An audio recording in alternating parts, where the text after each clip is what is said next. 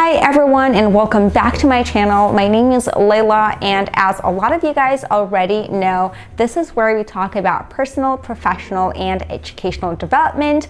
And in today's video, we are going to be consulting a career coach and asking her questions that you have asked me on Instagram. I'm making today's video in collaboration with CV Career Consultants, and participating in today's video is Sarah. Hi, I'm Sarah CV, and I'm the founder of CV Career Consultants. So Sarah is a licensed counselor and a resume writer. So what Sarah's agency does is she basically helps you optimize your job search, helps you in the process of hearing back from recruiters and land interviews and jobs from companies. So Sarah's agency, CV Career Consultants, is a full-service career coaching and career service consultancy. So Sarah has also recently appeared on WGN TV News here in Chicago to talk about career vision and career coaching during COVID. I'm going to be leaving CV Career Consultants Instagram page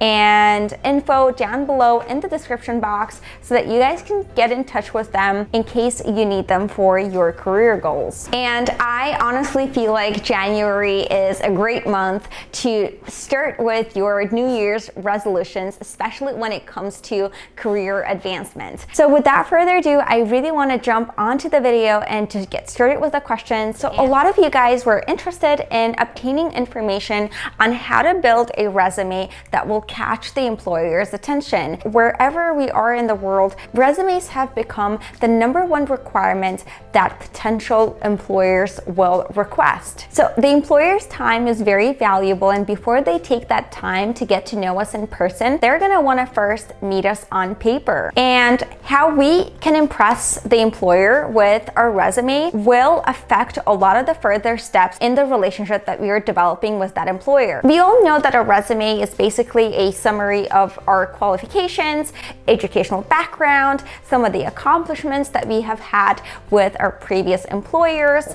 But the most important thing about writing a resume is writing it to match the market that you will be using it in. A resume is basically a personal advertisement that is going in front of your potential employer. So the first question that Sarah will be answering is, what are the top 3 principles for a good resume? You should be able to concisely convey how you're a best fit, focus less on the task of the job and more about the results and your accomplishment and how the experiences you've had in the past make you a best fit for the company. The second principle for a good resume is to tailor your resume. One of my biggest recommendations is to actually look at the job description and then compare it to your resume. Are you really clearly showing how you're a best fit compared to what they're asking for in the job description? The third principle for a good resume is a clean format that is ATS friendly. So in Sarah's response to your question, she mentions ATS. So in the professional world, company growth comes with a need to streamline processes and automate some of the manual tasks. So utilizing ATS helps companies focus more on the impactful tasks in the hiring process. Companies want to use ATS so that they can hire the right people by identifying the most qualified candidates for the job that they're offering. But let's ask Sarah what ATS really is and how that will affect you in your job search. ATS stands for Applicant Tracking Systems, and most times when you're applying online to a job, you're actually applying through an applicant tracking system. HR and hiring managers use ATS to identify applicants that are a best fit for their role by using keyword searches and other algorithms to identify the best applicants out of all the resumes submitted. So the next question that Sarah will be answering will be about LinkedIn. LinkedIn helps you find a job faster because a lot of recruiters are investing their time and resources into finding the right candidates through LinkedIn. So what we asked Sarah was, how relevant is LinkedIn in terms of job search in today's market? My LinkedIn game is very, very weak. I don't think I have a very well put together LinkedIn profile, but I'm definitely thinking of upping my game and leveling up, as I grow my online presence as a startup founder in Silicon Valley. I do know that having an active and a very well put together LinkedIn profile will significantly increase your chances of being discovered by employers. I personally myself have not followed that rule, and my LinkedIn game is very, very weak, especially after quitting my corporate job and jumping into business. I simply ignored the importance of LinkedIn. So let's hear Sarah talk about how important LinkedIn is in your job search. LinkedIn is very relevant in the job search.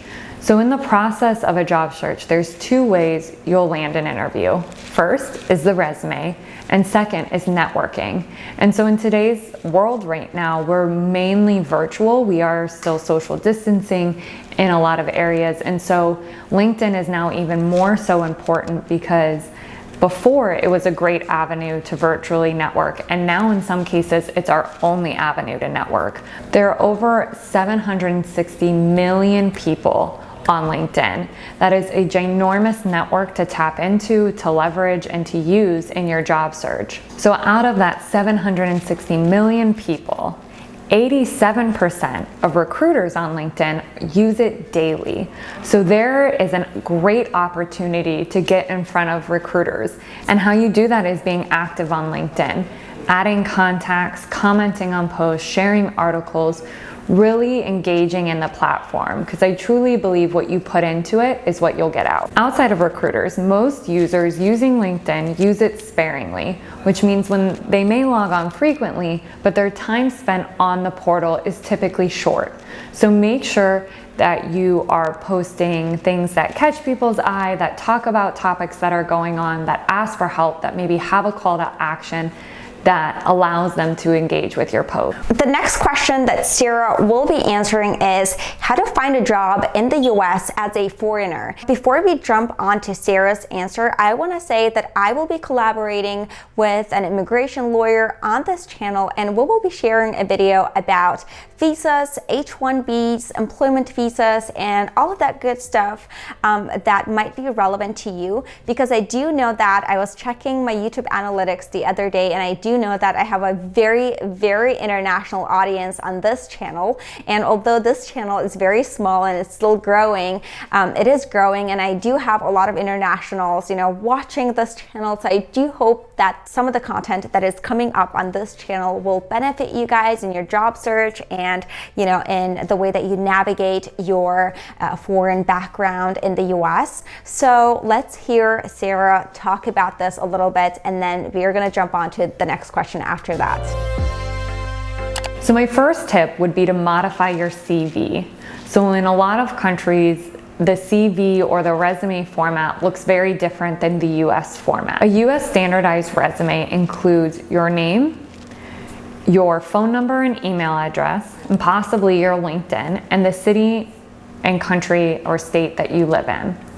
Outside of that, it does not need any other biographical information, such as your full address, your date of birth. Another difference is US resumes prefer reverse chronological order. So this means starting with your most current job and moving on backwards.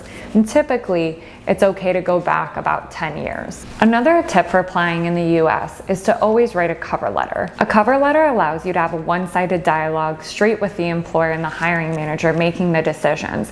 This is where you can explain why you're relocating to the US, when you're relocating, the type of visa you may or may not already have. And so a lot of times this is valuable information that you'll want to communicate, and it may not have an appropriate place in other areas of the application. So your cover letter is a great opportunity opportunity to do that. My third tip is to really focus on your accomplishments throughout your application. The organizational culture in America is very result-oriented.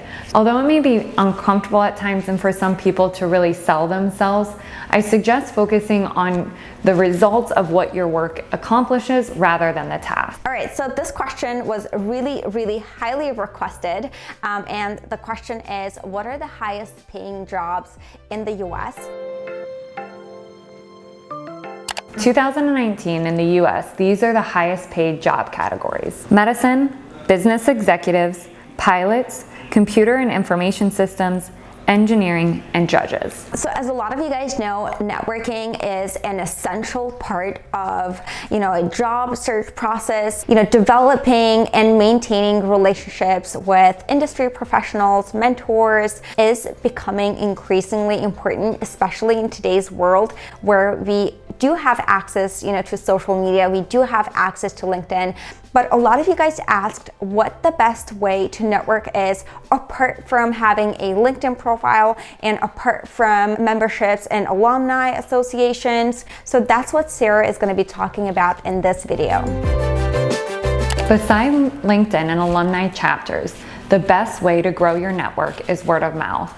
If you reach out to a professional and ask for a few minutes of their time, ask the questions that the answers will help you decide if that's the right field for you. A lot of you guys know that I obtained my bachelor's degree from Switzerland. I think that within our small YouTube community, we have thousands of people that have studied all over the world and have degrees from all over the world. As someone that studied in Europe and came here with a non-US degree, I personally was really interested in how Sarah was going to answer this question. And the question is, can we get a job in the US with a diploma from another country? You can certainly get a job with a degree from another country.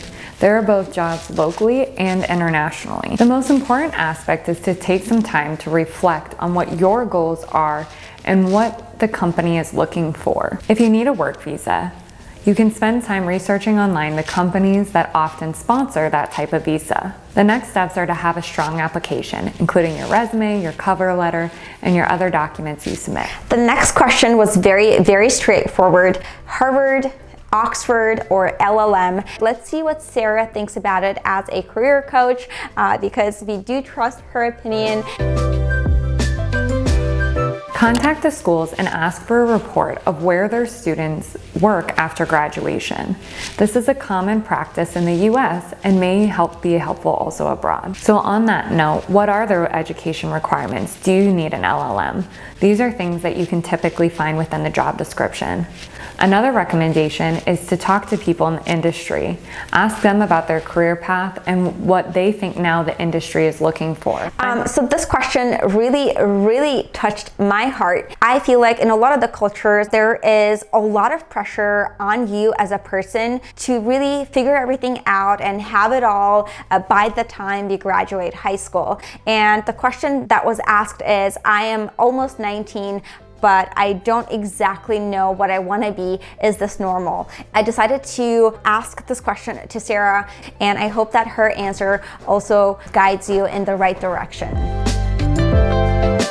Yes, it's normal not to know exactly what you want to do at 19. It's also normal that you'll actually change and adapt what you want to do as you go on in life. Most individuals now will have 12 different careers in their lifetime across 5 to 6 different industries. So no longer are the days of really staying at one company or even one industry for too long. So the next question that Sarah will be answering for us is the first step that a computer graduate should be taking in landing their first job. And I am really looking forward to Sarah's advice. The first step you can take as a computer science graduate is to gain experience. It's great to have that type of degree, but employers want to see you take that knowledge and apply it to real world experiences. These can come from internships, volunteering, your own projects, class projects. There's a lot of ways outside of full-time employment to showcase experience and knowledge. So this question was very, very relevant to me personally, because I am an immigrant and English is really my fourth language. Yeah, I spoke Russian, Turkish, Azerbaijani before that, and I learned English, you know, as a fourth language, not even as a second, as a fourth. And a lot of the people that are watching this channel are really bilingual, triple lingual, speak other languages, and have beautiful foreign accents. And the question is, are basic English and computer skills enough for a job in international relations? So yeah, I'm personally looking forward to Sarah's answer, and let's see what she thinks. When identifying what skills are relevant and what are needed in the industry, the best thing to do is look across various job descriptions. So companies will put out job descriptions saying someone with these skills and these qualifications are a best fit for us. And this may be different depending on the country or the size of the company you want to work at. The next question that Sarah will be answering for you is, does a US degree have more advantages over an international degree? For US employers, I would say that there is a recognition factor in degrees, and so from a US college, there is that recognition that they may or may not have. So not all recruiters or hiring managers recognize every even US school. However, the most important thing is your syllabus and your coursework. So if you are from an international school or a smaller school, I recommend also showcasing the coursework that you were able to complete in that degree. What you learned and what you were able to do with that knowledge is much more important than the school you come from. In addition to showing your coursework, show them how you've used that knowledge, whether that's internships or volunteering. How did you take the knowledge in the class and apply it? The next question that Sarah will be answering is, are you more likely to get a job as a business admin or a computer science grad? I'm really interested in seeing what Sarah thinks about it. The likelihood of obtaining a job has less to do with the degree and more so your application. Another key factor is the amount of jobs open in that industry. But major doesn't equal industry. So I can major in marketing, but work for a construction company in their marketing department. So the likelihood of you being able to obtain a job has more influence on the fluctuation of the industries than it does your degree. For example, currently, computer science will typically have more jobs open and at a higher salary. However, business administration degrees have a lot of growth and opportunity and set you up for success in high-level positions. The next question, question number 14, there's a lot of people that are done with their bachelor's already and are now doing their master's degrees. And, you know, I think that it is okay at all stages of our lives to be a little lost and to be in the process of really discovering ourselves. And the question is, I'm doing my master's, I'm not sure what to do next. Do you have any recommendations? And yeah, I'm really interested in seeing Sarah's recommendation. It's interesting for me as well, you know, basically figuring life out in a professional sense. One of my favorite things about career exploration is really diving into yourself. Ask yourself, what makes you happy? What do you enjoy spending your time doing? After some self-exploration, try to find opportunities to get involved in those areas. Whether that's volunteering, a part-time job, the best way to know if you want to do something is to immerse yourself in the field. Gaining experience will not only help you have clarity on what you do and do not like, but it also boosts your resume and helps you gain that experience. As a current graduate student, you also have a lot of resources that are available to you through the university typically. So I'd say take advantage of these. Utilize your career services, student services to really identify your possible choices after graduation. There's a lot of ways to get information about diverse industries as well as researching online. Always reach out to a professional in the field and ask them those hard questions that will give you a really big insight to what it's like to work in that field today. Question number 15 that Sarah will be answering for you guys is, I'm currently studying accounting and I plan on getting a master's degree. I'm going back and forth between pursuing an ACCA or switching to data analytics. So let's see what Sarah thinks about that.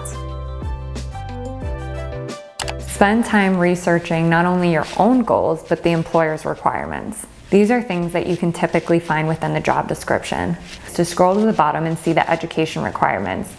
With your master's degree, where do you fall in the education requirements? And the next question that Sarah will be answering is, what do you recommend a high school grad that plans on going to college? And I wish I had Sarah in my life when I was in high school, because I feel like high school is such a sensitive transition period in your life where you're really under a lot of pressure to make a decision to pursue a certain academic path and then to jump onto your career right away or your master's degree. When I came to the US, I found out that a lot of the students here in the US actually take a gap year after high school to really figure things out and to take some time to themselves to understand what they really want from life. And only after taking that gap year off to themselves, they decide to continue with their academic careers. It is not very common in Eastern Europe or in the culture where I come from to take a gap year and to figure things out. So yeah, definitely looking forward to hear Sarah's recommendations, and I do hope that you find them beneficial as well. My recommendation when you go to college is be open to all opportunities. Universities provide this bubble where you have resources and friends and colleagues and faculty. There's so much culture within this little bubble that only lasts for a certain period of time. Once you're in the real world, there aren't a lot of free services or teachers that give up their time and their day and their energy really devoted just to you. So I'd say make the most of it, be open to opportunities, gain experience, and lastly, get involved. Gain experiences in the things that matter most to you, and don't underestimate how those experiences can impact your future career. All right, you guys, so this is it for today's video. I really hope that you enjoyed watching it, but I mostly hope that you found it useful. I really do hope that you will be applying Sarah's advice on a daily basis in terms of your job search, career advancement, networking, and hopefully landing the interview and the job that you want here in the US. Get in touch with Sarah and set up an appointment to establish your career objective. As a lot of you guys know, conducting an effective job search requires a lot of planning, a lot of careful planning, a lot of perseverance, and a positive attitude. And stay tuned for more videos on personal, professional, and educational development on this channel. And I hope to see you guys here next time.